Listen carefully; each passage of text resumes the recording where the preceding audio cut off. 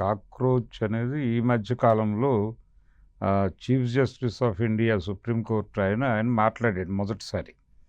అంటే ఆయన ఒక చిరాకు ప్రదర్శిస్తూ సోషల్ మీడియాలో చాలామంది అంటే నిరుద్యోగులు వీళ్ళందరూ చేరిపోయి వీళ్ళ అసహనంలో నుంచి రకరకాల జడ్జిమెంట్లు ఇస్తున్నారు. చాలా లేజీగా ఉంటున్నారు, ఫేక్ డిగ్రీలకు అలవాటు పడుతున్నారు. ఈ మొత్తం వ్యవహారాన్ని కలిపి వీళ్ళందరినీ బొద్దింకలు అన్నాడు ఆయన. బొద్దింకలు అనగానే రియాక్షన్ మొదలైంది. అవును, మేము బొద్దింకలమే, కానీ మేము మాట్లాడుతున్న అంశాలని పట్టించుకోవాలి కదా మీరు అని కొంతమంది.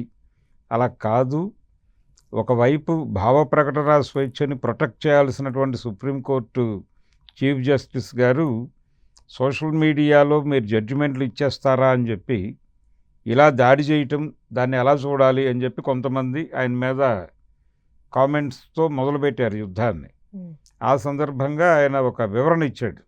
ఈ దేశ యువత పట్ల నాకేమీ అగౌరవం లేదు, నేను వాళ్ళని అగౌరవపరచాలని అనుకోవడం లేదు, నాకు గౌరవం ఉంది. కాకపోతే ఈ ఫేక్ డిగ్రీ బ్యాచ్ వాళ్ళు కోర్టుల్లోకి చేరి ఈ సోషల్ మీడియా జడ్జిమెంట్స్ ఆధారంగా ఆర్గ్యుమెంట్స్ని తీసుకొచ్చి అక్కడ కోర్టులో ప్రొజెక్ట్ చేస్తున్నారు. ఇది హెడేక్గా మారిపోయింది. దాని గురించిన చిరాకు మాత్రమే నేను ప్రదర్శించాను. ఒకవేళ ఏదైనా యూత్ డిస్టర్బ్ అయి ఉన్నా, హర్ట్ అయి ఉన్నా సారీ చెప్తున్నాను అన్నట్టుగా ఆయన ఒక వివరణ ఇచ్చాడు.